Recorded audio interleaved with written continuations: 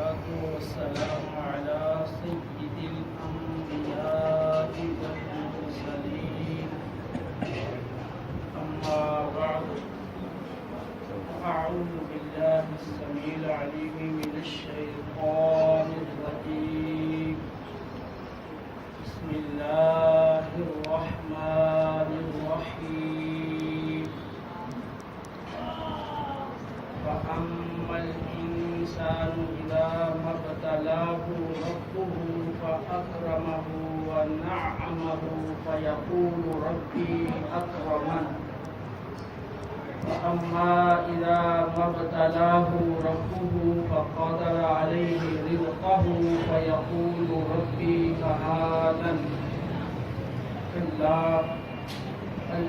تكرمون اليتيم ولا تحاضون على طعام المسكين وتأكلون التراث أكلا لما وتحبون المال حبا جما صدق الله العظيم الصلاة والسلام عليك سيدي يا رسول الله وعلى آلك وأصحابك سيدي يا حبيب الله.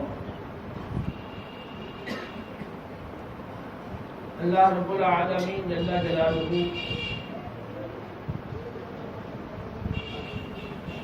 سورہ الفجر میں ارشاد فرماتا ہے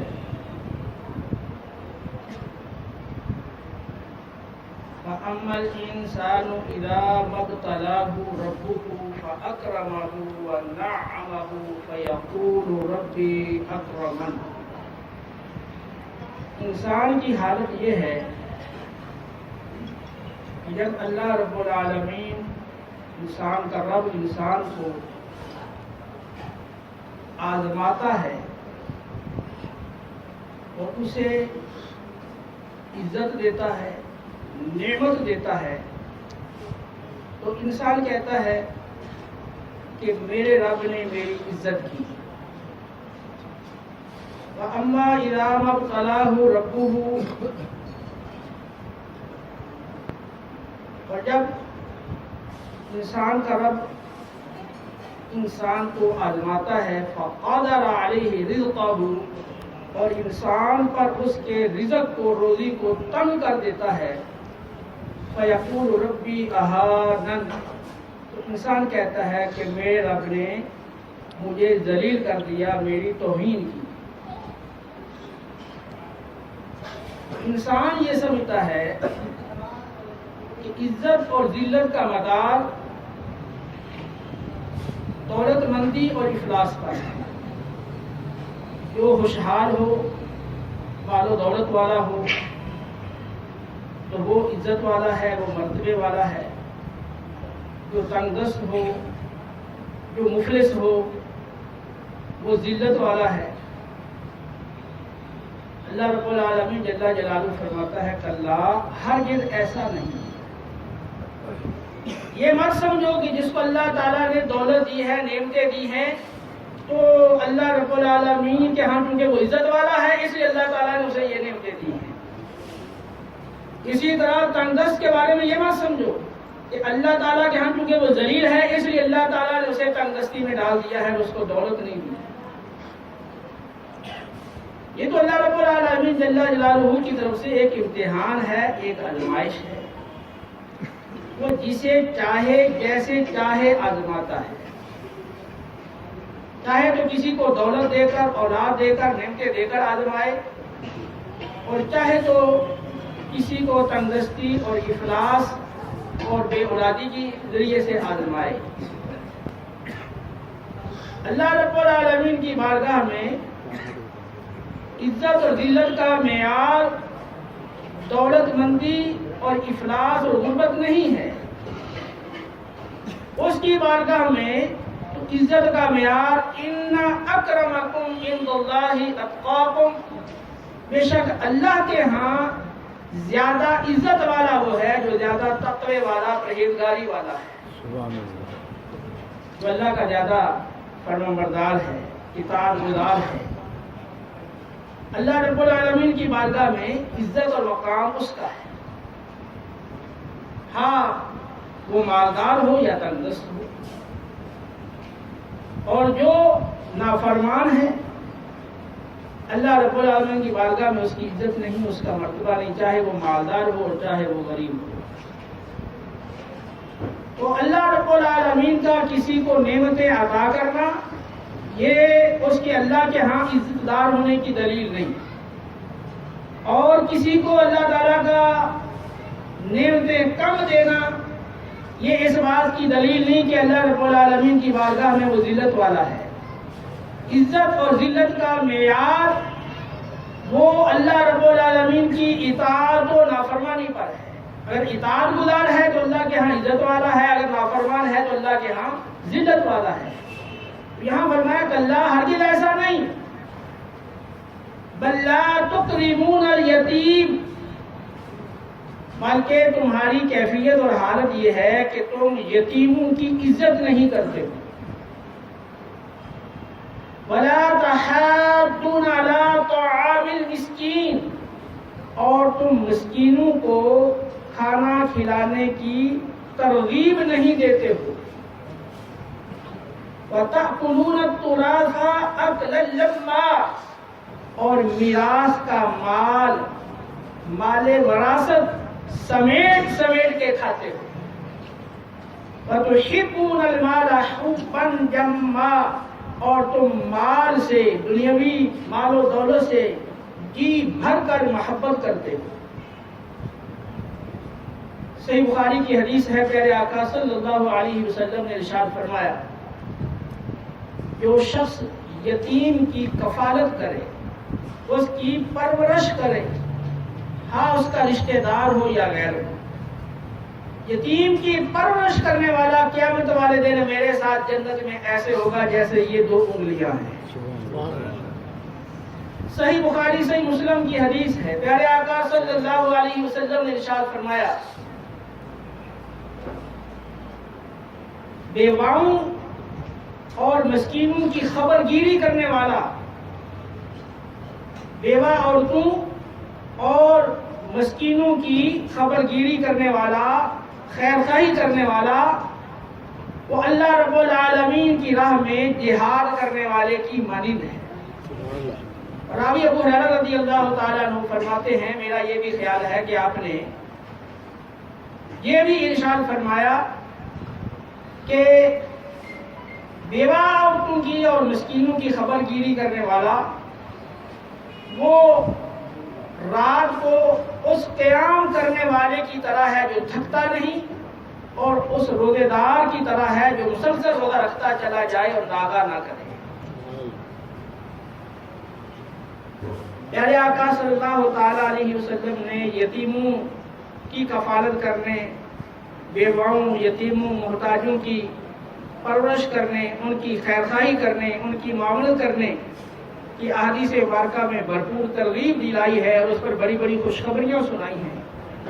لیکن جو مال کا محب ہے، جس کے دل میں دنیا کی محبت رتی بسی ہے، وہ دنیاوی مال کی محبت کی وجہ سے نہ تو یتیموں کا اکرام کرتا ہے، نہ مسکینوں کو کھانا کھلانے کی ترغیب دلاتا ہے، نہ وراثت میں حقداروں کو پورا حق دیتا ہے، بلکہ کوشش ہوتی ہے کہ وراثت کا مال سارا کا سارا یا زیادہ سے زیادہ یا جس قدر ممکن ہو میں حاصل کر لوں. آپ نے دیکھا ہوگا بہت سارے لوگ وراثت میں اپنی بہنوں کو پورا اللہ کا مقرر کردہ حق وہ ادا نہیں کرتے. اگر بہنیں وراثت میں اپنا حصہ لیں تو وہ مجرم قرار پاتی ہیں، بھائی ان سے تعلقات کو توڑ دیتے ہیں، ان سے سخت ناراض ہو جاتے ہیں، ان سے بات چیت ختم ہو جاتی ہے، کیونکہ اس کا تعلق بہن کے ساتھ تو مال کی وجہ سے تھا، اور مال نہیں ملا جس کا تعلق ختم ہو گیا. حالانکہ جو ماں بہن کے ساتھ انسان کا تعلق ہے وہ تو ایک رشتے اور نسب کی وجہ سے، وہ مال کی وجہ سے تو نہیں ہے. لیکن وہ مال کی محبت انسان کو ایسا اس کے دین کو خراب کر دیتی ہے، اور اس کا دین ایسا فاسد ہو جاتا ہے کہ بس وہ مال ہی کو سب کچھ سمجھتا ہے، اور مال ہی کی بنا پر تعلق توڑتا اور مال ہی کی بنا پر تعلق کو جوڑتا ہے. اگر مال ملے گا تو اسے تلک چھوڑے گا، مال نہیں ملے گا تو تلک نہیں چھوڑے گا۔ آپ دیکھ لیں گے لوگ دوست بھی انہی کو بناتے ہیں کہ جو بڑے بڑے مالدار ہوں، بڑے بڑے عہدیدار۔ شادی بیاہ کے حوالے سے بھی انہی کے ساتھ وہ رشتہ قائم کرتے ہیں جو مالدار ہوں، اور اپنے قریبی رشتہ داروں میں اگر کوئی غریب ہو، کوئی تنگ دست ہو تو اس کے ساتھ اس طرح کا رویہ وہ محبت والا وہ نہیں رہتا۔ اے میرے مسلمان بھائیو، دنیا کی محبت اور دنیاوی مال و دولت اور دنیاوی خوشحالی اور خوشحالگی یہ عمومی طور پر انسان کو سرکش، نافرمان اور جہنم کا مستحق بناتی ہے، جس پر قرآن آیات مقدسہ بھی گواہ ہیں، احادیث مبارکہ بھی گواہ ہیں، اور یہ ذاتی آپ سب لوگوں کا تجربہ بھی اس پر گواہ ہے۔ اللہ رب العالمین جل جلالہ قرآن پاک میں ارشاد فرماتا ہے سورہ الشورى میں، وَلَوْ بَسَطَ اللَّهُ الرِّزْقَ لِعِبَادِهِ لَبَغَوْا فِي الْأَرْضِ، اگر اللہ رب العالمین تمام بندوں کا رزق کشادہ فرما دیتا تو تمام لوگ زمین میں فساد برپا کر دیتے۔ اگر سب کو برابر کا مال و دولت والا بنا دیا جاتا تو کوئی کسی کی ماتحتی قبول نہ کرتا، کوئی کسی کا خادم بننا، نوکر بننا، کسی کے ماتا دے ہو کر کام کرنا قبول نہ کرتا، اور ہر ایک دوسرے پر چڑھائی کرنے کی کوشش کرتا، اور یوں زمین میں فساد برپا ہو جاتا۔ لو بسط اللہ الرزق لبغوا فی الارض، لو بسط اللہ الرزق لعبادہ، اللہ تعالیٰ اپنے تمام بندوں کا رزق وسیع کر دیتا، گشادہ کر دیتا، لبغوا فی الارض، وہ زمین میں فساد برپا کر دیتے۔ ولیکن ینزل بقدر ما یشاء، اللہ رب العالمین اپنی مشیت کے مطابق، اپنی مرضی کے مطابق جتنا چاہتا ہے بندوں کا رزق ان کے حصوں کا نازل فرماتا ہے۔ انہ بعبادہ خبیر بصیر، بے شک اللہ رب العالمین بندوں کے احوال سے پوری طرح باخبر ہے، وہ ہر لمحہ وہ اپنے بندوں کو دیکھ رہا ہے۔ یہ آیت کی روشن دلیل ہے کہ مال و دولت کی زیادتی یہ بندے کو سرکش اور فسادی بنا دیتی ہے۔ دوسرے مقام پہ اللہ رب العالمین جل جلالہ کا ارشاد ہے، ما ارسلنا فی قریۃ من نذیر الا قال مترفوها انا بما ارسلتم به کافرون۔ اللہ رب العالمین کا ارشاد ہے کہ ہم نے جس بستی کے اندر بھی کوئی خبردار کرنے والا، ڈرانے والا پیغمبر بھیجا تو وہاں کے مالدار اور خوشحال لوگوں نے کہا کہ جو تم دے کر بھیجے گئے ہو ہم اس کا انکار کرنے والے ہیں، ہم ہرگز اس کتاب کو اور اس کلام کو جو اللہ کی طرف سے آپ لے کر آئے ہیں ہدایت کو ہم نہیں مانیں گے۔ نحن اکثر اموالا و اولادا وما نحن بمعذبین، ہماری تو بڑی اولاد ہے اور بڑا ہمارے پاس مال و دولت ہے، ہمیں بڑا عذاب کیسے ہو سکتا ہے؟ اگر اللہ رب العالمین ہم سے ناراض ہوتا اور ہمیں عذاب دینا ہوتا تو پھر ہمیں اتنا مال، اتنی دولت یہ کیوں دیتا؟ تو وہ یہ سمجھتے ہیں کہ یہ مال و دولت کا عطا کیا جانا، یہ اولاد کا عطا کیا جانا، یہ اللہ تعالیٰ کی بارگاہ میں ہمارے مقرب ہونے کی اور عزت والا ہونے کی دلیل ہے۔ قل ان ربی یبسط الرزق لمن یشاء ویقدر ولکن اکثر الناس لا یعلمون، اے محبوب فرماؤ کہ بے شک اللہ تعالیٰ جس کے لیے چاہتا ہے رزق کو کشادہ کر دیتا، جس کے لیے چاہتا ہے تنگ فرما دیتا ہے، لیکن اکثر لوگ نہیں جانتے۔ یہ اللہ رب العالمین کا رزق کو بڑھانا یا کم کرنا یہ اس کی بارگاہ میں کسی کے عزت دار ہونے یا ذلیل ہونے کی دلیل نہیں، بلکہ یہ تو اللہ کی طرف سے آزمائش ہے، لیکن اکثر لوگوں کو اس بات کا شعور نہیں ہے۔ اسی لیے اللہ رب العالمین جل جلالہ ایک اور مقام پر ارشاد فرماتا ہے، وَإِذَا أَرَدْنَا أَن نُّهْلِكَ قَرْيَةً أَمَرْنَا مُتْرَفِيهَا فَفَسَقُوا فِيهَا فَحَقَّ عَلَيْهَا الْقَوْلُ فَدَمَّرْنَاهَا تَدْمِيرًا، جب ہم کسی بستی کو تباہ کرنے کا، ہلاک کرنے کا ارادہ فرماتے ہیں تو وہاں کے مالداروں کو، عہدیداروں کو، خوشحال لوگوں کو اپنے احکام بھیجتے ہیں۔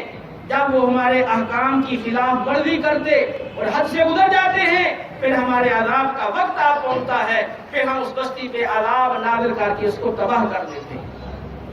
یہاں بھی دیکھیں کہ اللہ رب العالمین نے مالداروں کا، خوشحالوں کا ذکر کیا۔ پہلی آیت جو میں نے بیان کی اس میں بھی یہ پتہ چلا کہ جو پیغمبر آتے رہے ہیں تو ان کے انکار کرنے میں اور ان کی مخالفت کرنے میں پیش مالدار بڑے بڑے لوگ ہوتے تھے۔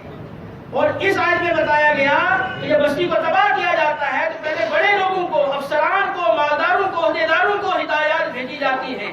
جب وہ نافرمانی کرتے ہیں تو پھر فساد برپا ہوتا ہے، پھر اس کو تباہ کیا جاتا ہے۔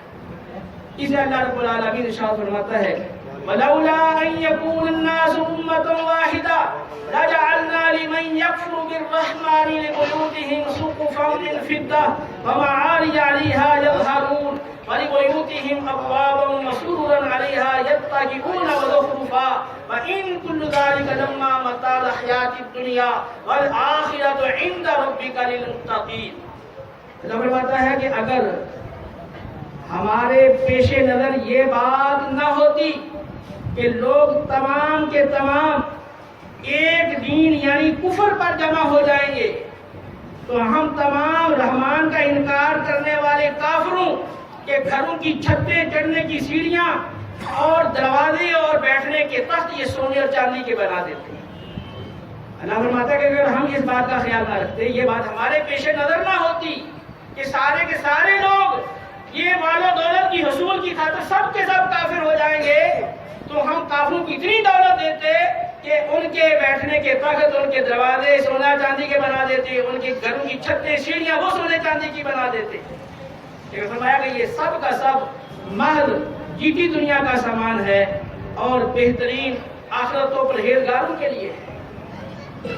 تو قرآن پاک کی کثیر آیات مبارکہ اس پر بین شاہد ہیں کہ مالداری، دولت مندی، خوشحالی، رزق کی کشادگی، وسعت یہ بندے کو سرکش، نافرمان اور غافل کر دیتی ہے۔ اسی طرح احادیث مبارکہ میں دیکھیے، چنانچہ صحیح بخاری کی حدیث ہے، پیارے آقا صلی اللہ تعالیٰ علیہ وآلہ وسلم نے ارشاد فرمایا اگر انسان کو مال و دولت سے بنی ہوئی ایک بہت بڑی وادی، ایک بہت بڑا جنگل دے دیا جائے تو انسان یہ خواہش کرے گا اسی طرح مال کی بھری ہوئی ایک اور وادی، ایک اور جنگل مجھے مل جائے، اور اگر دوسری وادی، دوسرا جنگل ایسا مل جائے تو پھر تیسری کی خواہش کرے گا۔ انسان کی ہرس والی آنکھ کو، ایک روایت میں انسان کی ہرس والے پیٹ کو، ایک روایت میں ہے انسان کی ہرس والے منہ کو قبر کی مٹی کے سوا کوئی شے پور نہیں کر سکتی۔ تو جو دولت والے ہیں ان کی ہرس ختم نہیں ہوتی، وہ کہتے ہیں کہ اگر ایک پلاٹ ہے تو 2 بنا لیں، ایک فیکٹری ہے تو 2 بنا لیں، اگر ایک مربع ہے تو 2 مربے بنا لیں، ایک گاڑی ہے تو 2 خرید لیں۔ ان کی وہ ہرس بڑھتی چلی جاتی ہے یہاں تک کہ تا دم موت وہ آخرت کی تیاری سے غافل رہتے ہیں۔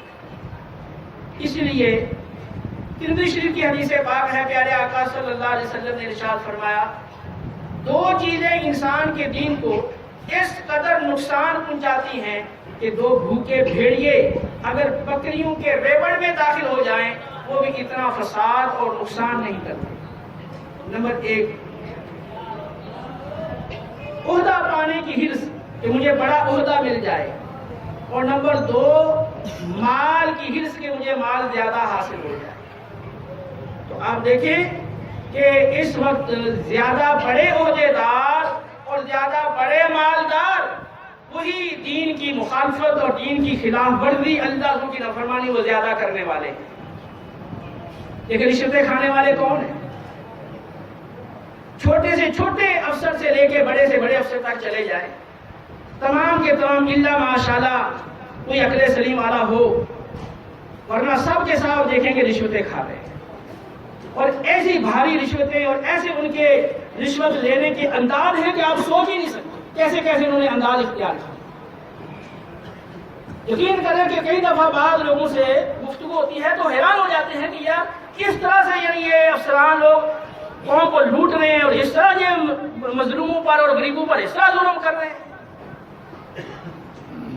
اسی طرح چوریاں کرنے والے، ڈکیتیاں کرنے والے، سود کھانے والے، لوگوں کے قرضے دبانے والے، کم توڑنے والے، ملاوٹیں کرنے والے اور ہر طرح کے یہ جرائم پیش افراد مال کی محبت میں اندھے ہو چکے ہیں، اور ان کو کوئی رب کا خوف نہ رہا، نہ اپنی آخرت کی کوئی فکر رہی، نہ رب کی بارگاہ میں حساب و کتاب کی انہیں کوئی یاد آئی کبھی، اور نہ ہی جہنم کا کبھی انہیں کوئی ڈر اور خوف ہوا۔ بس مست ہے کہ بس مال حاصل کر لیں، کسی طرح سے کوئی بھی عمل کرنا پڑے، ہاں کسی کا حق خون ہی کرنا پڑے تبھی بس مال کسی طرح سے حاصل ہو۔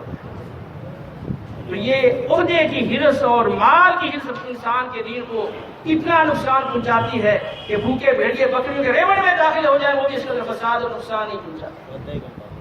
صحیح مسلم کی حدیث ہے، پیارے آقا صلی اللہ علیہ وسلم نے ارشاد فرمایا، اللہ کی قسم مجھے تم پر تنگ دستی کا کوئی خوف نہیں، محتاجی کا مجھے تم پر کوئی خوف نہیں، مجھے اس بات کا خوف ہے تم پر دنیا کشادہ کر دی جائے گی جس طرح پہلے لوگوں پر کشادہ کی گئی، اور تم دنیا کی طرف رغبت کرنے لگ جاؤ گے جس طرح پہلے لوگوں نے رغبت کی، اور دنیا تمہیں ہلاک کر دے گی جس طرح پہلے لوگوں کو دنیا نے ہلاک کیا۔ آپ بتائیں کہ اس وقت لوگ دنیاوی مال کی خاطر کیسی کیسی وہ شریعت کی خلاف ورزیاں کر رہے ہیں۔ صاف صاف جن گناہوں کے بارے میں قرآنی آیات اور احادیث مبارکہ جہنم کے ڈر سنا رہی ہیں، بڑے بڑے عذابات کی وعیدیں سنا رہی ہیں، انہیں اس بات کی کوئی پرواہ نہیں، ان کی آخر برباد ہو رہی ہے، ہو جائے، ایمان بھی جاتا ہے تو چلا جائے، بس دولت مل جائے، اس میں لوگ مصروف ہیں۔ تو قرآن بھی گواہ ہے، احادیث بھی گواہ ہے، اور پھر آپ کا تجربہ بھی شاہد ہے، آپ اپنا تجربہ کر لیں۔ آپ جس بستی میں رہتے ہیں وہاں کے بڑے بڑے مالدار لوگوں کو دیکھ لیں، جس شہر میں رہتے ہیں شہر کے بڑے بڑے مالداروں کو، عہدیداروں کو آپ دیکھ لیں، آپ جس صوبے میں رہتے ہیں، جس ملک میں رہتے ہیں وہاں کے وڈیروں کو آپ دیکھ لیں کہ ان کے کرتوت کیا ہے۔ یہ بڑے بڑے مولانا، بڑے بڑے نواب کیا دکھا سکتے ہیں ان میں سے کسی کا بیٹا کوئی صحیح معنوں میں کوئی سچا عالم ہو، باعمل ہو، کوئی متقی پرہیزگار ہو؟ ان کی اولاد کے لیے یہ قرآن و سنت نہیں ہے، ان کے لیے یونیورسٹیاں ہیں اور کالج ہے، ان کی قرآن و سنت کی تعلیم نہیں ہے، دوسری تعلیم ہے جس سے مال زیادہ حاصل۔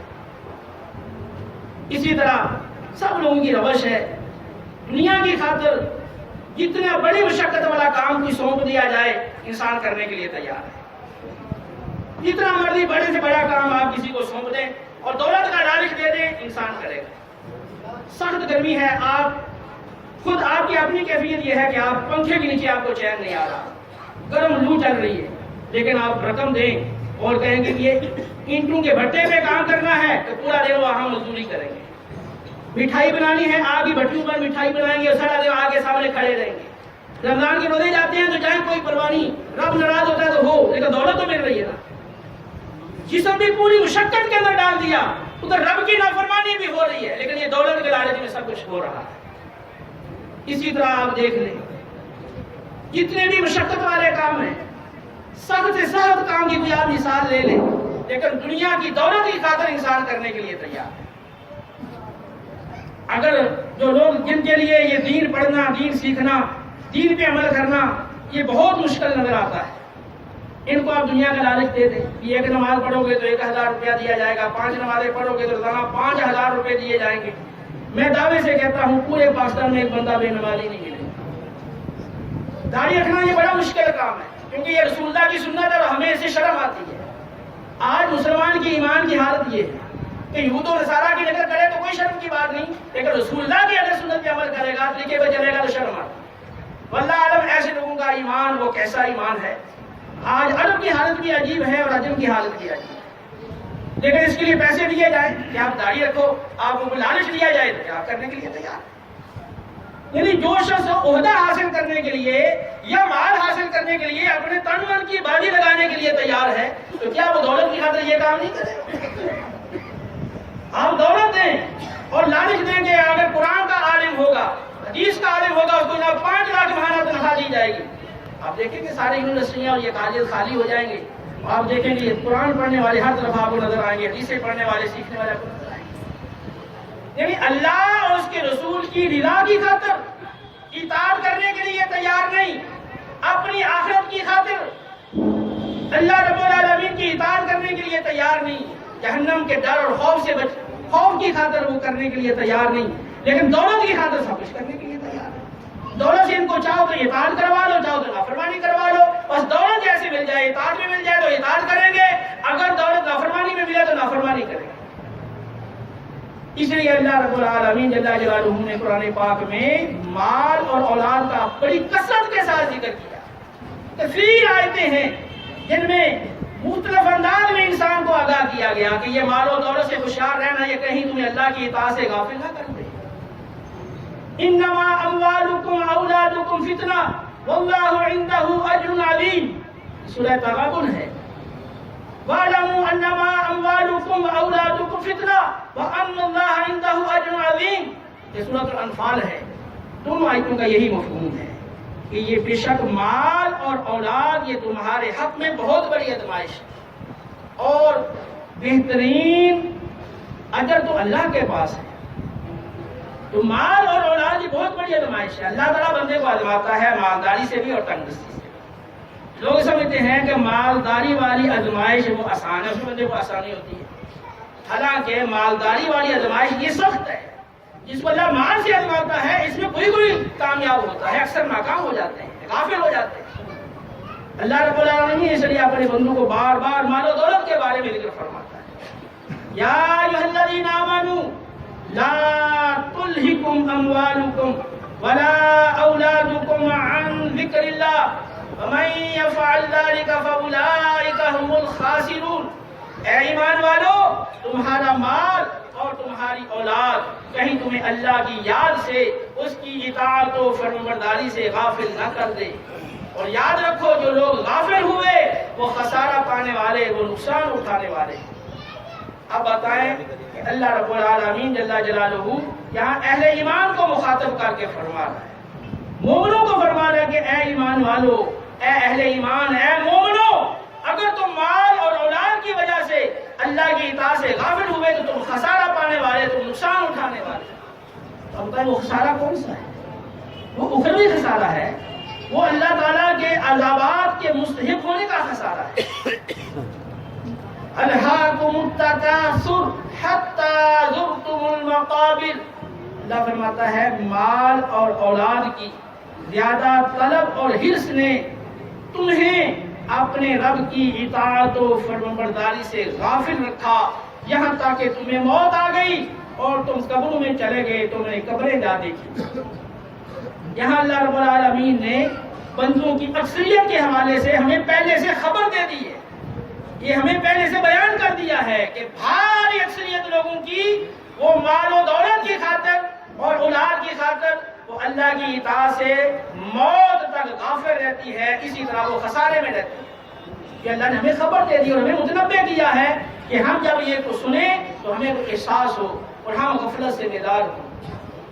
اے میرے مسلمان بھائیو، اللہ کے پیارے حبیب علیہ الصلوۃ والسلام کو ہماری ہدایت کے لیے بھیجا گیا، قرآن پاک ہماری ہدایت کے لیے نازل فرمایا گیا۔ اللہ رب العالمین جل جلالہ قرآن پاک میں ارشاد فرماتا ہے وَاتَّبِعُوهُ لَعَلَّكُمْ تَهْتَدُونَ، نبی کی اتباع کرو، رسول کی پیروی کرو تاکہ تمہیں ہدایت نصیب ہو جائے۔ اور دوسرے مقام میں اللہ کا ارشاد ہے وَإِن تُطِيعُوهُ فَتَهْتَدُوا، اگر تم رسول کی اطاعت کرو گے تو تمہیں ہدایت مل جائے گی۔ تو ہدایت یہ نبی کی اطاعت اور نبی کی اتباع کے ساتھ وابستہ ہے۔ اگر اطاعت کرو گے تو ہدایت ملے گی، نافرمانی کرو گے تو پھر گمراہی تمہارے مقدر میں ہوگی، پھر ہدایت نہیں ہو سکتی۔ محترم مالک کی حدیث ہے، پیارے آقا صلی اللہ علیہ وسلم نے ارشاد فرمایا میں تمہارے اندر دو چیزیں چھوڑنے والا ہوں، جب تک مضبوطی سے تھامے رکھو گے تم سیدھے راستے پہ قائم رہو گے، تم گمراہ نہیں ہوگے، بھٹکو گے نہیں۔ نمبر ایک اللہ کا قرآن اور نمبر دو اللہ کے نبی کی سنت۔ قرآن و سنت کو جب تک تھامے رکھو گے، قرآن و سنت کے احکام پر عمل کرتے رہو گے تو تم صراط مستقیم پہ رہو گے، اور جب قرآن و سنت کو چھوڑو گے، اس سے دوری اختیار کرو گے تو سیدھے راستے سے بھٹک جاؤ گے، دور ہو جاؤ گے۔ ان ھذا القرآن یہدی للتی ہی اقوم ویبشر المؤمنین الذین یعملون الصالحات ان لهم اجرا کبیرا، بے شک یہ قرآن انسان کو وہ راہ دکھاتا ہے جو سب سے سیدھی راہ ہے، اور یہ قرآن نیک مومنین کو، نیک عمل کرنے والے مومنوں کو خوشخبری دیتا ہے کہ بے شک ان کے لیے بہت بڑا اجر ہے۔ تو یہ قرآن سب سے سیدھی راہ دکھاتا ہے، نبی سب سے سیدھی راہ دکھاتے ہیں۔ وَإِنَّكَ لَتَدْعُوهُمْ إِلَىٰ صِرَاطٍ مُسْتَقِيمٍ، اے محبوب آپ تو بے شک لوگوں کو صراط مستقیم کی دعوت دیتے ہیں، صراط مستقیم کی طرف بلاتے ہیں۔ وَإِنَّكَ لَتَهْدِي إِلَىٰ صِرَاطٍ مُسْتَقِيمٍ، اے پیارے حبیب آپ تو لوگوں کو صراط مستقیم کی رہنمائی فرماتے ہیں۔ تو قرآن یہ ہماری ہدایت کے لیے اتارا گیا، یہ ہمارے لیے اترا، کسی اور کے لیے نہیں۔ وَأَنزَلْنَا إِلَيْكَ الذِّكْرَ لِتُبَيِّنَ لِلنَّاسِ مَا نُزِّلَ إِلَيْهِمْ وَلَعَلَّهُمْ يَتَفَكَّرُونَ، اے پیارے حبیب یہ قرآن ہم نے آپ پر اس لیے اتارا ہے تاکہ آپ لوگوں کے سامنے ان چیزوں کو کھول کھول کے بیان فرما دیں جو ان کے لیے اتاری گئی ہیں۔ یہ دراصل قرآن لوگوں کی ہدایت کے لیے اتارا گیا۔ تو اللہ فرمایا کہ وہ ہم نے جو آپ پر قرآن اتارا ہے، آپ اس قرآن کو لوگوں کے سامنے کھول کھول کے بیان کریں جو لوگوں کے لیے نازل کیا گیا ہے، اور تاکہ لوگ اس میں غور و فکر کریں، اس میں تفکر کریں۔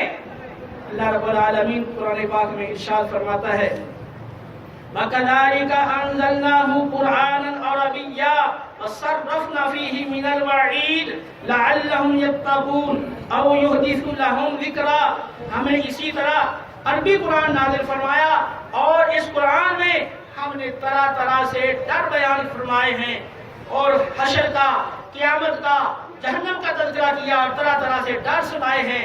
لعلہم یتقون، تاکہ جب لوگ قرآن کو پڑھیں، قرآن کو سنیں، ان میں اللہ کا خوف پیدا ہو، ان میں تقوی اور پرہیزگاری پیدا ہو، اور قرآن ان کو غور و فکر کرنے پر مجبور کرے، اور قرآن ان کے دلوں کے اندر نصیحت کو پیدا کر دے، اور ان کے اندر سمجھداری کو پیدا کرے۔ دوسرے مقام پہ اللہ رب العالمین کا ارشاد ہے وَلَقَدْ ضَرَبْنَا لِلنَّاسِ فِي هَذَا الْقُرْآنِ مِنْ كُلِّ مَثَلٍ لَعَلَّهُمْ يَتَذَكَّرُونَ قُرْآنًا عَرَبِيًّا غَيْرَ ذِي عِوَجٍ لَعَلَّهُمْ يَتَّقُونَ، بے شک ہم نے لوگوں کے لیے اس قرآن میں ہر طرح کی مثال بیان فرمائی ہے سمجھانے کے لیے، تاکہ لوگ اسے نصیحت حاصل کریں، اور عربی زبان میں ہر عیب سے، ہر نقص سے پاک کلام اتارا ہے تاکہ لوگ تقوی اختیار کریں، اور قرآن کو سن کر ان کے دلوں میں اللہ کا خوف اور خشیت پیدا ہو۔ اسی طرح دوسرے مقامات پہ اللہ رب العالمین نے جا بجا یہ مضامین بیان فرمائے ہیں۔ لیکن وہ جو دنیا دار ہیں جن کا مقصود صرف دنیا ہے، ان کو جتنا مرضی آپ قرآن پڑھ کر سنائیں، اولاً تو وہ قرآن سننے کے لیے تیار ہی نہیں۔ جن کا مقصود صرف دنیا ہے، ان کے بارے میں قرآن کہتا ہے فَمَا لَهُمْ عَنِ التَّذْكِرَةِ مُعْرِضِينَ كَأَنَّهُمْ حُمُرٌ مُسْتَنفِرَةٌ، ان لوگوں کو کیا ہو گیا ہے کہ یہ قرآن کی نصیحتوں سے بھاگ رہے ہیں۔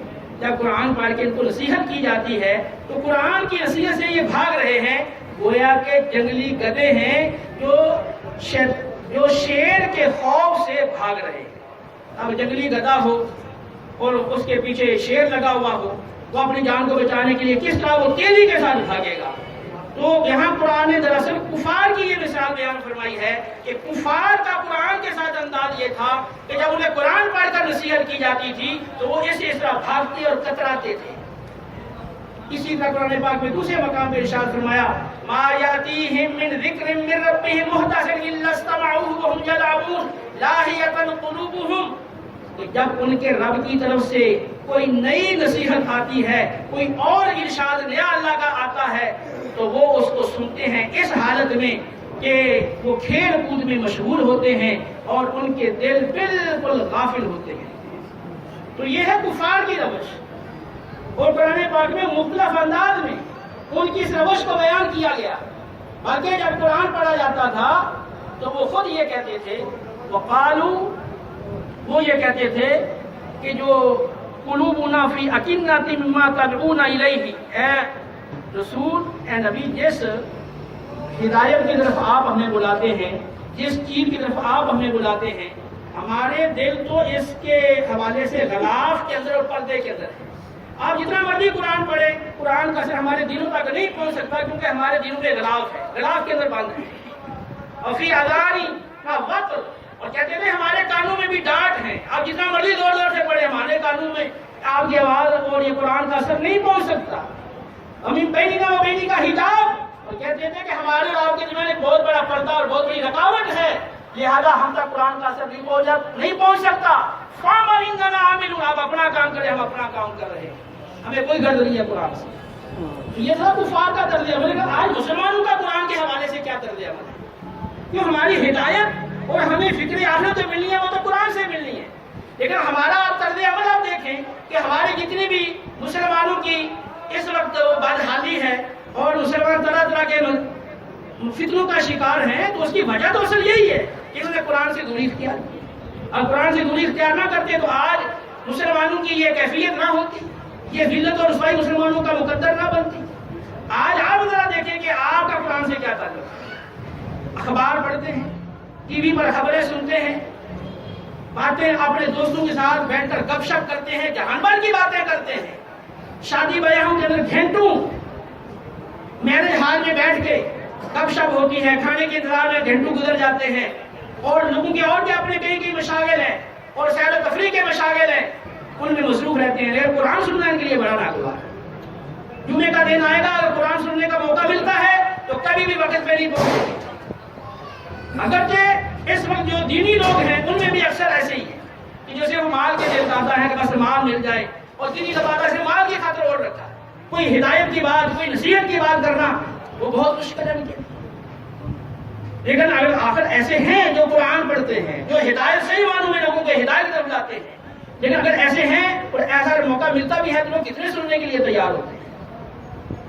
آپ کی جتنی محافل ہیں، تیجے کی محافل ہو، 40ویں کی محفل ہو، میلاد شریف کی محفل ہو، یا اور دیگر محافل ہیں، ان میں کتنا قرآن سنایا جاتا ہے. نبی کریم علیہ السلام نے ساری زندگی کام کیا ہے. کیا آپ نے قرآن سنانے کے علاوہ، لوگوں کو اصلاح کرنے کے علاوہ، کوئی ہدایت کے علاوہ بھی کوئی کام؟ جتنے انبیاء آئے ہیں، کیا اصلاح کرنے کے علاوہ ان کی کوئی ذمہ داری تھی؟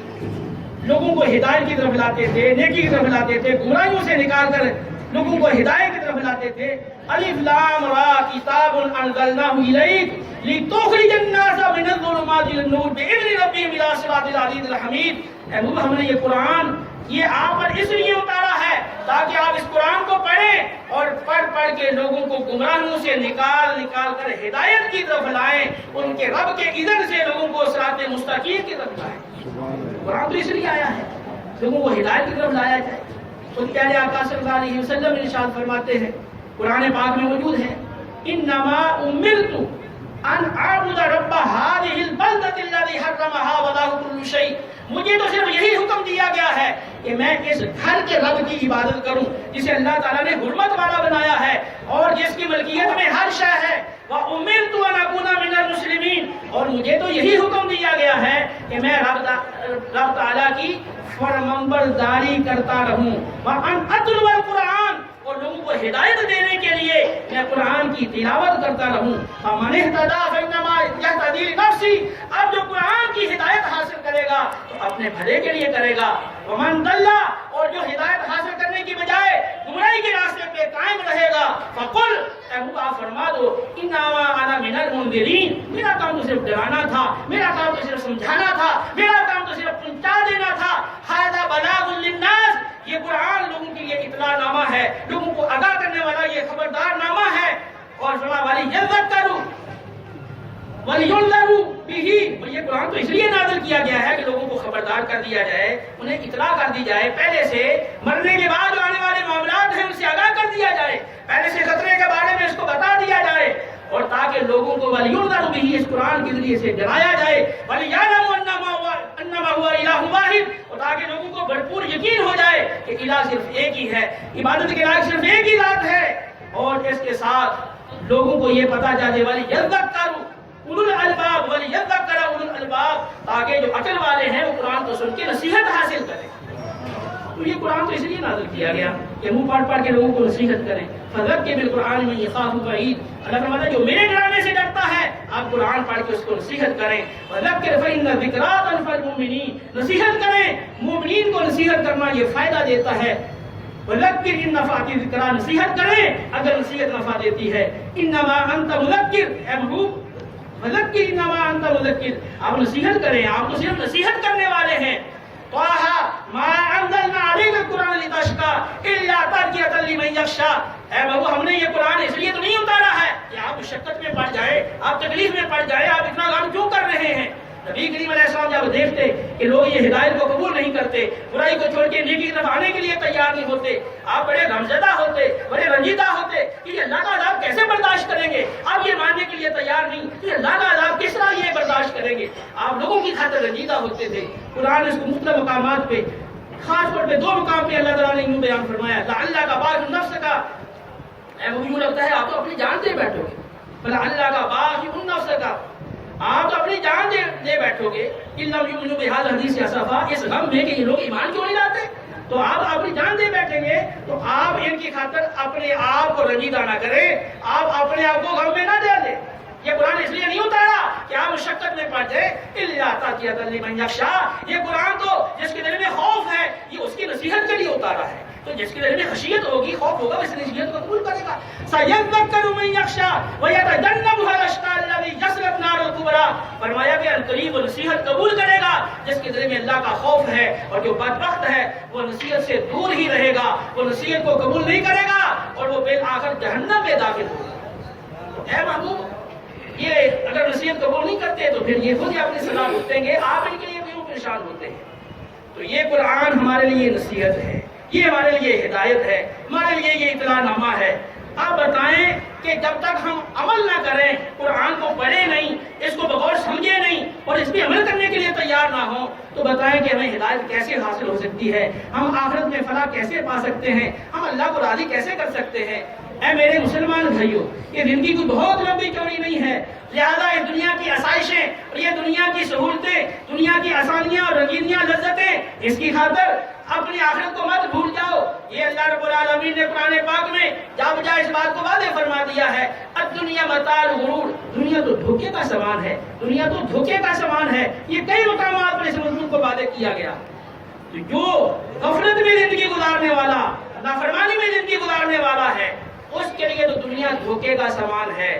लेकिन जो अल्लाह की इताअत करने वाला है, उसकी फरमाबरदारी करने वाला है, आखिरत की तैयारी करने वाला है, उसके लिए धोखे का सामान नहीं, बल्कि उसको कुरान पाक में अल्लाह ताला ने मताए गुरूर की जगह मताए हसन करार दिया है।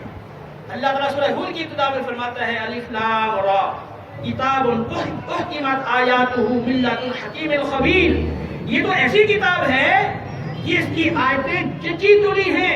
कुरान में लफ्जों के एतबार से, माने के एतबार से इस्तेहकाम ही इस्तेहकाम है, मजबूती ही मजबूती है, और हिकमत ही हिकमत से भरी हुई ये आयतें हैं। और फिर जो हिकमत वाला है, जो हर वक्त बाखबर रहने वाला है, उसकी तरफ से इस कुरान की तफसीर बयान की गई है। अगर बाद आयतों में कोई बात अगर इजमाली तौर पे बयान की गई तो दूसरे मकामात में आयात के अंदर उसकी वजाहत फरमा दी गई है। अल्लाह ताबुदू इल्लल्लाह, इस किताब का पैगाम ये है कि तुम अल्लाह के अलावा किसी और की इबादत मत करो। व इन्नी लकुम मिन्हु नज़ीरुम मुबीन, और बेशक मैं तुम्हें अल्लाह ताला की तरफ से वादे तौर पर खबरदार करने वाला और डर सुनाने वाला हूँ। व अनिस्तागफिरू रब्बकुम सुम्मा तूबू इलैहि, और इस किताब का पैगाम ये है कि तुम अपने रब की बारगाह में माफी मांगो और अपने रब की बारगाह की तरफ मुतवज्जे रहो। अगर तुम ऐसा करोगे, युमत्तिकुम मतान हसनन इला अजलिन मुसम्मा, तो फिर अल्लाह ताला जब तुम इस्तिगफार करोगे, तौबा करोगे, उसकी तरफ मुतवज्जे रहोगे, अल्लाह ताला दुनिया के अंदर जब तक तुम्हारी उम्र है, तुम्हारी जिंदगी है, तुम्हें एक मुकर्रर मियाद तक तुम्हें दुनिया का अच्छा सामान अता करेगा, मताअन हसना। यहाँ अल्लाह ने जो गाफिल है उनके हक में दुनिया को मताए गुरूर करार दिया, धोखे का सामान, लेकिन जो अल्लाह की बारगाह में तौबा ताइब होकर उसकी तरफ मुतवज्जे होने वाला है, उसके हक में दुनिया को मताए हसन करार दिया। वयुती कुल्ला ज़ी फ़ज़लिन फ़ज़ला, और अल्लाह रब्बुल आलमीन अगर तौबा करोगे, इस्तिग़फ़ार करोगे, तो हर फजल वाले को जिसके अंदर फजल और फजीलत का इस्तेहकाक है, सलाहियत है, और उसको अमल में लाएगा, उसके लिए कोशिश करेगा, अल्लाह उसको उसकी फजीलत अता करेगा, उसका उसको मकाम और मर्तबा अता करेगा, जो अमल करेगा उसका अजर व सवाब अता करेगा। आगे फरमाते हैं प्यारे आका अलैहिस्सलातु वस्सलाम फरमाते हैं, इन तवल्लौ, कुरान कहता है अगर तुम इराद करोगे, तुम्हें कहा गया है अल्लाह की इबादत करो, तुम अल्लाह से اس کی بارگاہ میں معافی مانگو اور توبہ کرو. اللہ تمہیں یہ دنیا کی ضروریات بڑی اچھی اور آسانی کے ساتھ فراہم کرے گا. اور اگر تم اعراض کرو گے، منہ پھیرو گے، روگردانی کرو گے، فإنی اخاف علیکم عذاب یوم کبیر، تو پھر بہت بڑے دن کے عذاب کا مجھے تم پر خوف ہے. الی اللہ مرجعکم، تمہیں اللہ کی بارگاہ کی طرف لوٹ کر جانا ہے. وَإِنَّهُ وَهُوَ عَلَىٰ كُلِّ شَيْءٍ قَدِيرٌ، اللہ تعالیٰ ہر شے پر قادر ہے. یہ مت سمجھو کہ مرنے کے بعد اٹھا نہیں سکتا اور اس کو یہ تمہارے اعمال کے بارے میں خبر نہیں ہے. وہ ہر شے پہ قادر ہے. مرنے کے بعد تمہیں اٹھائے گا، زندہ کرے گا. تم رب کی بارگاہ میں حاضر ہو گئے. وَمَن يَعْمَلْ مِثْقَالَ ذَرَّةٍ خَيْرًا يَرَهُ وَمَن يَعْمَلْ مِثْقَالَ ذَرَّةٍ شَرًّا يَرَهُ، ذرا برابر بھی اچھا عمل کیا ہوگا اس کا انعام، اس کی تم اللہ کی طرف سے سلا وہ بھی دیکھ لو گے. اور اگر تم ذرا برابر بھی برائی کرو گے اس برائی کا انجام بھی تم دیکھ لو گے. لہذا ہے میرے مسلمان بھائیوں، اس دنیا پر آخرت کو ترجیح دو. اس دنیا کو آخرت پر ترجیح مت دو. اللہ رب العالمین قرآن میں ارشاد فرماتا ہے فَأَمَّا الْإِنسَانُ، اللہ رب العالمین جل جلالہ ارشاد فرماتا ہے فَأَمَّا مَن طَغَىٰ وَآثَرَ الْحَيَاةَ الدُّنْيَا فَإِنَّ الْجَحِيمَ هِيَ الْمَأْوَىٰ، جس نے سرکشی کی، نافرمانی کی اور دنیا کو آخرت پر ترجیح دیتا رہا، اس کا ٹھکانہ جہنم ہے. دنیا کو آخرت پہ ترجیح دیتا رہا. اب ہر شخص اپنے گریبان میں جھانکے اور اپنے افعال پر غور کرے کہ جو اس کے دن رات کے کام کاج ہیں اس حوالے سے کام وہ زیادہ آخرت کے لیے کرتا ہے یا اپنی دنیا کے لیے کرتا ہے. اللہ فرما رہا ہے کہ اے محبوب آپ ان کو بتا دے فَأَمَّا مَن طَغَىٰ، جس نے سرکشی کی، نافرمانی کی اور اس نے دنیا کی زندگی کو آخرت پر ترجیح دی، اس کا ٹھکانہ جہنم ہے. وَأَمَّا مَنْ خَافَ مَقَامَ رَبِّهِ وَنَهَى النَّفْسَ عَنِ الْهَوَىٰ فَإِنَّ الْجَنَّةَ هِيَ الْمَأْوَىٰ، اور جو اپنے رب کے حضور کھڑا ہونے سے ڈر گیا، دنیا کے اندر رہتے ہوئے اس کے اندر یہ خوف بیٹھ گیا میں رب کی بارگاہ میں کھڑا ہو کے قیامت والے دن کیسے حساب دوں گا، اس کے دل میں خوف پیدا ہو گیا. نفسانی خواہشات کو اس نے کنٹرول کر لیا. اب جی تو چاہ رہا ہے کہ یہ زیادہ مال حاصل کر لوں، یہاں جھوٹ بول لوں، یا میں جھوٹی قسم کھا لوں، یہ رشوت حاصل کر لوں، یہ سود حاصل کر لوں، یہ دوسرے کا حق مار لوں. لیکن اس کے اندر میں خوف پیدا ہو گیا، اس نے اپنے نفس کو برائی سے روک لیا. اب یہ انسان نماز کا وقت ہے اس کے لیے جانا، وہ نفس چاہتا ہے کہ اے سی لگا ہوا ہے، ٹھنڈک ہے، بات بہت سخت گرمی ہے، آگ برس رہی ہے، لیکن اب یہ نفس کی خواہش ہے کہ وہ بیٹھا رہے، نماز کو چھوڑ دے. لیکن وہ نفس کی مخالفت کرتا ہے اور وہ مشقت اٹھاتا ہے. یوں جتنی بھی نفسانی خواہشات اور لذتیں ہیں جو نافرمانی یا گناہ کے زمرے میں آتی ہیں ان کو وہ اپنے نفس کو اس سے روک لیتا ہے. فَإِنَّ الْجَنَّةَ هِيَ الْمَأْوَىٰ، بے شک اس کا ٹھکانہ جنت ہے. اللہ رب العالمین جل جلالہ نے ہر بات کو کھول کھول کے بیان کر دیا ہے. اے میرے مسلمان بھائیوں، اللہ رب العالمین سورہ ملک میں ارشاد فرماتا ہے للذین کفروا بربہم عذاب جہنم وبئس المصیر، جو اپنے رب کا انکار کرنے والے ہیں، جو کفار ہیں، ان کے لیے جہنم کا عذاب ہے. اگر اللہ فرماتا ہے کلما القی فیہا وللذین کفروا بربہم عذاب جہنم وبئس المصیر اذا القوا فيها سمعوا لها شهيقا وهي تفور تكاد تميز من الغيظ كلما القي فيها فوج سألهم خزنتها لم يأتكم نذير قالوا بلى قد جاءنا نذير فكذبنا وقلنا ما نزل الله من شيء إن أنتم إلا في ضلال كبير وقالوا لو كنا نسمع ونعقل ما كنا في أصحاب السعير فاعترفوا بذنبهم فسحقا لأصحاب السعير.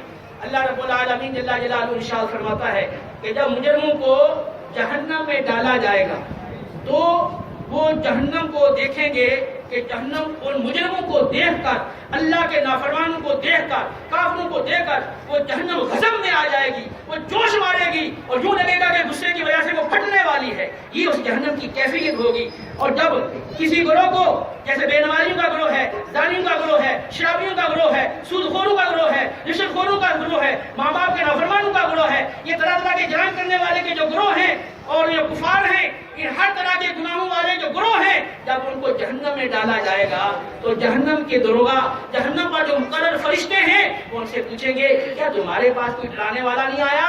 دنیا میں کسی نے تمہیں خبردار نہیں کیا تھا، تمہیں آگاہ نہیں کیا تھا، تمہیں کسی نے ڈرایا نہیں تھا؟ کہیں گے کیوں نہیں، ہمارے پاس ڈرانے والا آیا تھا، آگاہ کرنے والا، خبردار کرنے والا آیا تھا، لیکن ہم نے اس کو جھٹلا دیا. ہم نے کہا اللہ نے کچھ نہیں نازل کیا، بس تم ایسے ہی اپنے طرف سے باتیں کر رہے ہو، تم تو صرف گناہ کے اندر پڑے ہوئے ہو. کاش اگر ہم نے اس ڈرانے والے، سمجھانے والے، خبردار کرنے والے کی بات کو غور سے سنا ہوتا اور اس کو توجہ سے سمجھ کر اپنے دل میں جگہ دی ہوتی تو آج کاش ہم جہنم والوں میں سے نہ ہوتے. جب وہ یہ اعتراف کر لیں گے کہ ہماری غلطی ہے, ہمارے پاس ڈرانے والا آیا تھا لیکن ہم نے اس کی پرواہ نہیں کی, جب وہ اعتراف کریں گے تو پھر کہا جائے گا فَاعْتَرَفُوا بِذَنبِهِمْ فَسُحْقًا لِّأَصْحَابِ السَّعِيرِ. اب ان مجرموں نے اپنے گناہ کا خود اقرار اور اعتراف کر لیا ہے, اب پھٹکار ہو ان جہنم والوں پر. إِنَّ الَّذِينَ يَخْشَوْنَ رَبَّهُم بِالْغَيْبِ إِنَّ الَّذِينَ يَخْشَوْنَ رَبَّهُم بِالْغَيْبِ لَهُم مَّغْفِرَةٌ وَأَجْرٌ كَبِيرٌ. تو یہ تو کفار کی حالت ہے, یہ تو مجرموں کی حالت ہے. لیکن بے شک وہ لوگ جو اپنے رب سے بن دیکھے ڈرتے ہیں, جن کے دلوں میں اللہ کی خشیت ہے, اللہ کا خوف ہے, اللہ کی اطاعت کرنے والے ہیں, تو فرمایا ایسے لوگوں کے لیے تو مغفرت ہے, ایسے لوگوں کے لیے تو بہت بڑا اجر ہے. اے میرے مسلمان بھائیوں, قرآن نے تا قیامت ہونے والے حالات اور لوگوں کے اعمال کا انجام اس سے بالکل آگاہ کر دیا. تو اللہ کے رسول اس لیے آئے تھے کہ آپ لوگوں کو ہدایت دیں, لوگوں کو گمراہیوں سے نکال کر ہدایت کی طرف لائیں. قرآن بھی اس لیے اتارا گیا تاکہ لوگوں کو گمراہیوں سے نکال کر ہدایت کی طرف لایا جائے. اللہ رب العالمین قرآن میں ارشاد فرماتا ہے هو الذی ارسل رسولہ بالہدی ودین الحق لیظہرہ علی الدین کلہ ولو کرہ المشرکون. اللہ نے پیارے حبیب کو اس لیے دین حق دے کر, ہدایت دے کر دنیا میں بھیجا تاکہ آپ اللہ کے دین کو تمام دینوں پر غالب کر دیں, اگرچہ مشرکوں کو یہ بات کتنی ہی ناگوار کیوں نہ ہو. تو نبی کریم علیہ السلام نے اس دین حق کو غالب کرنے کے لیے تنہا تنہا اپنے کام شروع کیا. بڑی بڑی مشکلات آئیں اور بڑے بڑے مشکل مراحل آئے. اللہ رب العالمین آیتیں اتار کے آپ کو تسلی دیتا رہا. اے پیارے محبوب, ان کذبوک فقد کذب رسل من قبلک جاءوا بالبینات والزبر والکتاب المنیر. اے محبوب, اگر آپ کو یہ لوگ جھٹلا رہے ہیں, آپ کی بات نہیں مانتے, آپ کو معاملہ یہ جھوٹا کہتے ہیں, تو کوئی بات نہیں. پہلے بھی پیغمبر آئے ہیں, وہ بڑی بڑی کتابیں, بڑے بڑے روشن معجزات لے کر آئے. ان کی قوموں نے بھی انہیں جھٹلایا تھا, ان کی قوموں نے بھی ان کی تکلیف کی تھی. پہلے انبیاء کے ساتھ بھی یہ ہوتا رہا. فاصبر علی ما یقولون, وہ جو کہتے ہیں آپ اس پہ صبر کریں, ان کی باتیں سن کے آپ صبر کریں. نحن اعلم ما یقولون, ہمیں معلوم ہے جو یہ کہتے ہیں. وما انت علیہم بجبار, آپ کو ان پر زبردستی کرنے والا ہم نے بنا کر نہیں بھیجا کہ زبردستی آپ ان کو ہدایت دیں. فذکر بالقرآن من یخاف وعید, آپ قرآن پڑھ کے نصیحت کرتے رہیں جس کے بارے میں آپ کو امید ہو کہ وہ نصیحت کو قبول کرے گا.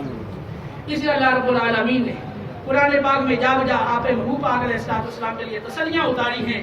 وَلَقَدْ نَعْلَمُ أَنَّكَ يَضِيقُ صَدْرُكَ بِمَا يَقُولُونَ, وہ ہمیں معلوم ہے ان کفار کی باتیں سن سن کے آپ کا سینہ بڑا تنگ ہوتا ہے, یہ ہمیں معلوم ہے. اب اللہ کی حمد کریں, اللہ کی تسبیح کریں, اور آپ اللہ کی عبادت کرتے رہیں یہاں تک کہ آپ کا وصال ہو جائے.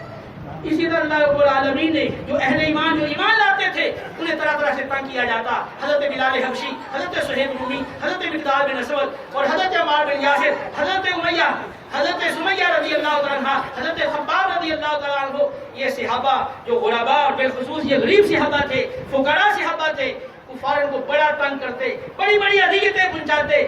لیکن نبی کریم علیہ السلام کی بارگاہ میں پریشان ہو کر حاضر ہوتے. بخاری کی حدیث ہے, حضرت خباب آئے, یا رسول اللہ, کیا آپ ہمارے لیے اللہ کی بارگاہ میں دعا نہیں کرتے, ہمارے لیے اللہ کی بارگاہ میں مدد نہیں مانگتے؟ پیارے آقا علیہ السلام نے فرمایا, ہے خباب, پہلے جو لوگ گزرے ہیں دین کی وجہ سے ان پر بھی بڑی بڑی آزمائشیں آئی ہیں.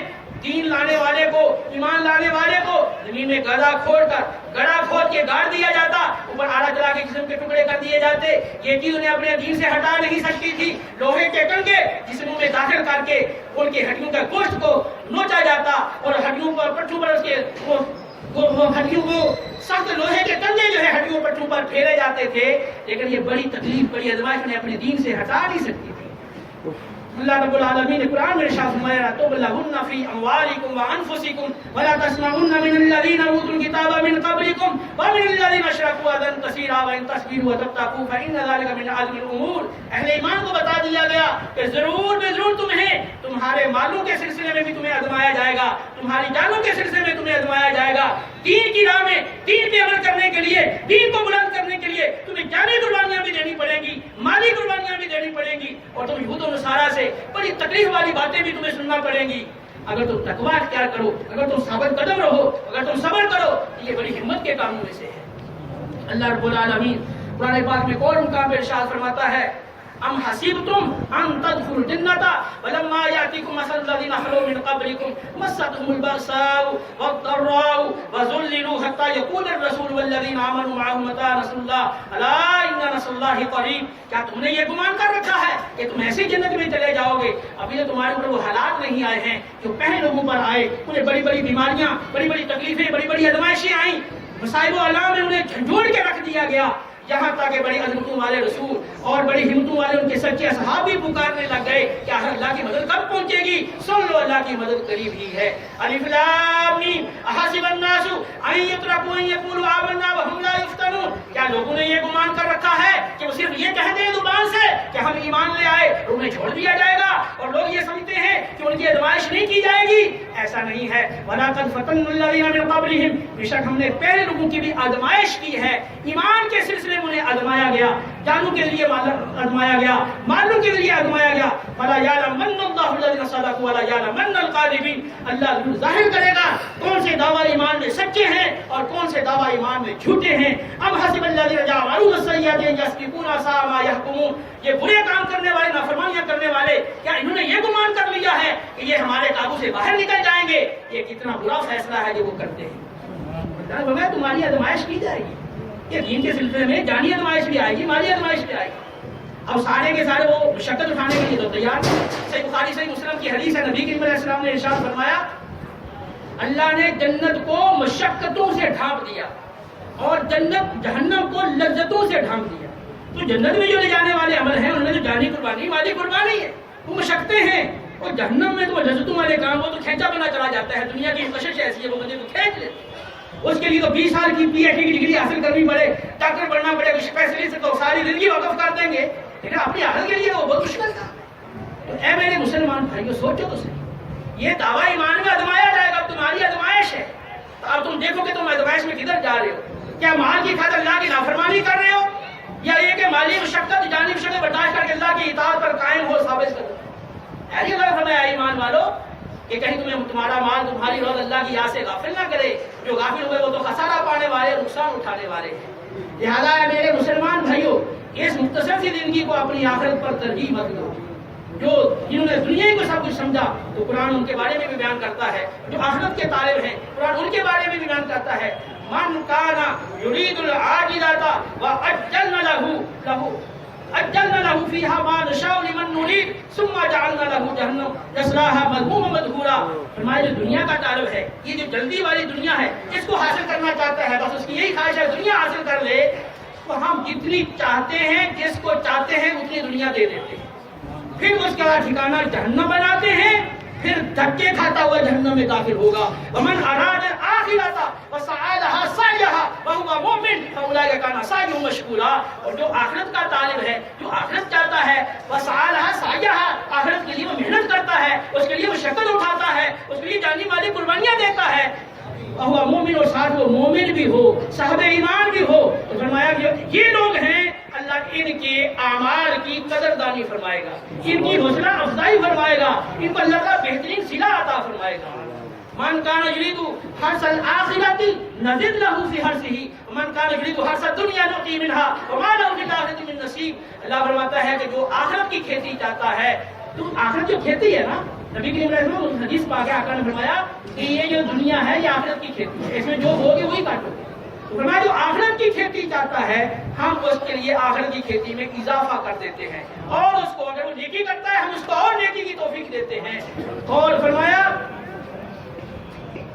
جو صرف دنیا کا طالب ہے، دنیا کی کھیتی چاہتا ہے، تو ہم جتنی چاہتے ہیں اس کو دنیا دے دیتے ہیں، لیکن آخرت میں اس کا کوئی حصہ نہیں. جو صرف دنیا کا طالب ہے تو اللہ اس کو جتنی چاہتا ہے دنیا دے دیتا ہے، لیکن آخرت میں اس کا کوئی حصہ نہیں.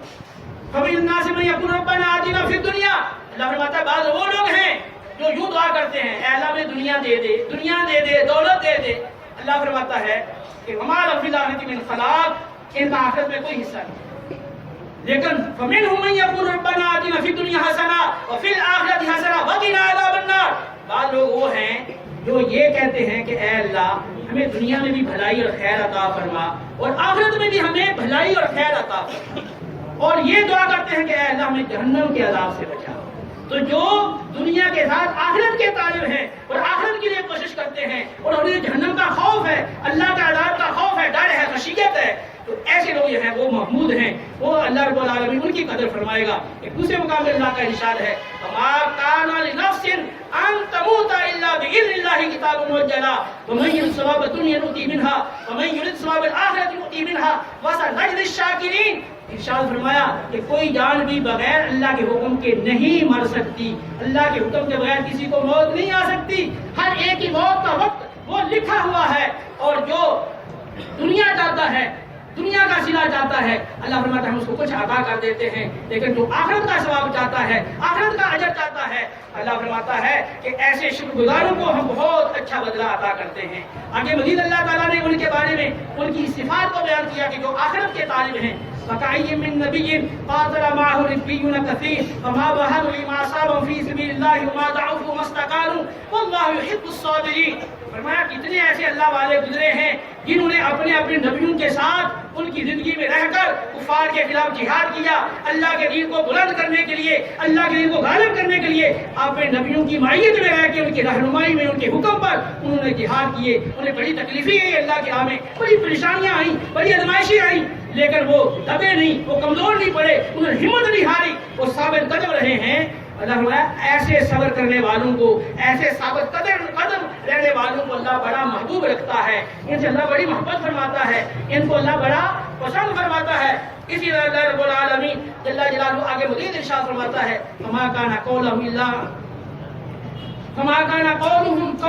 ان قالوا ربنا اغفر لنا ذنوبنا واسرافنا في امرنا وثبت اقدامنا وانصرنا على القوم الكافرين فآتاهم الله ثواب الدنيا وحسن ثواب الاخره والله يحب المحسنين۔ تو یہ جو لوگ ہیں کہ نبیوں کے ساتھ رہ کر یہ جہاد کرتے رہے، پھر نبیوں کے بعد بھی ان کے حکم کے مطابق جانی مالی قربانیاں دیتے رہے اور جہاد کرتے رہے، اور ساتھ یہ بھی کہتے ہیں کہ اے اللہ ہم سے معاف کر دے، ہماری مغفرت فرما، اور اگر کسی کام میں ہم سے کوتاہی ہو گئی ہو، غفلت ہوگی ہو تو وہ ہمیں معاف کر دے، اے اللہ ہمیں ثابت قدم فرما، ہمیں کفار پہ نصرت اور مدد اور فتح عطا فرما۔ فرمایا یہ جو لوگ ہیں کہ جو صرف دنیا کی طالب نہیں بلکہ وہ آخرت کے زیادہ طالب ہیں، فَآتَاهُ اللَّهُ ثَوَابَ الدُّنْيَا وَحُسْنَ ثَوَابِ الْآخِرَةِ، اللہ نے تو دنیا بھی عطا کر دی اور آخرت کے زیادہ انہیں عطا کرے گا، اور ایسے نیکوکار کو اللہ بہت پسند کرتا ہے، اسے بڑی محبت فرماتا ہے۔ ان اللہ اشتری من المؤمنین انفسهم واموالهم بان لهم الجنہ، بے شک اللہ نے مومنین سے ان کی جانیں، ان کے مال جنت کے بدلے میں خرید لیے ہیں۔ مومن کی جان بھی بک گئی ہے، جنت کے بدلے میں مال بھی بک گیا ہے۔ یہ دنیا کا چھوٹا سی کوٹھی اور بنگلہ بنانے کے لیے انسان کو کتنی محنتیں، کتنی مشقتیں اٹھانا پڑتی ہیں، کیا آخرت کی جو بڑی بڑی اعلیٰ نعمتیں ہیں جن کے بارے میں صحیح بخاری کی حدیث ہے کہ کسی انسان نے وہ نعمتیں دیکھی نہیں، کسی کان نے وہ سنی نہیں، اور کسی انسانی دل پہ ان کا خیال تک نہیں گزرا، ایسے اللہ تعالیٰ نے اعلیٰ نعمتیں دنیا کی ان کے مقابلے میں کوئی حیثیت ہی نہیں ہے، وہ نعمتیں حاصل کرنا کیا وہ آسان ہے؟ تو جان اور مال اللہ کی راہ میں اس کے لیے لگانی پڑے گی۔ اللہ دوسرے مقام میں ارشاد فرماتا ہے سورہ صف کے اندر یا ایھا الذین آمنوا هل ادلکم علی تجارۃ تنجیکم من عذاب الیم، اے ایمان والو، اے اہل ایمان، کیا تمہیں میں وہ تجارت نہ بتلا دوں جو تمہیں دردناک عذاب سے نجات دے، دردناک عذاب سے بچانے والی تمہیں تجارت نہ بتا دوں؟ تؤمنون بالله ورسوله وتجاهدون في سبيل الله بأموالكم وأنفسكم ذلكم خير لكم إن كنتم تعلمون۔ اللہ پر اور اس کے رسول پر پورے طور پر یقین رکھو، اور اللہ کی راہ میں اپنی جانیں بھی لگاؤ، مال بھی لگاؤ، جانوں مالوں سے اللہ کی راہ میں جہاد کرو، یہ تمہارے لیے بہت بہتر ہے اگر تم علم رکھتے ہو، اگر تم سمجھ رکھتے ہو۔ یغفر لکم ذنوبکم ویدخلکم جنات تجری من تحتها الانہار ومساکن طیبۃ فی جنات عدن ذلک الفوز العظیم۔ فرمایا اللہ رب العالمین جب تم اللہ اور اس کے رسول پر بھرپور ایمان اور یقین رکھو گے اور اپنی جانیں اور مال اللہ کی راہ میں اللہ کے دین کو بلند کرنے کے لیے لگاؤ گے تو پھر اللہ رب العالمین تمہارے گناہ بھی معاف کر دے گا اور تمہیں ان بہشتوں میں اور جنتوں میں بھی داخل فرمائے گا جن کے دامن میں نہریں بہتی ہیں، اور جنت کے اعلیٰ محلات کے اندر بھی داخل فرمائے گا، اور فرمایا کہ یہی بہت بڑی کامیابی ہے۔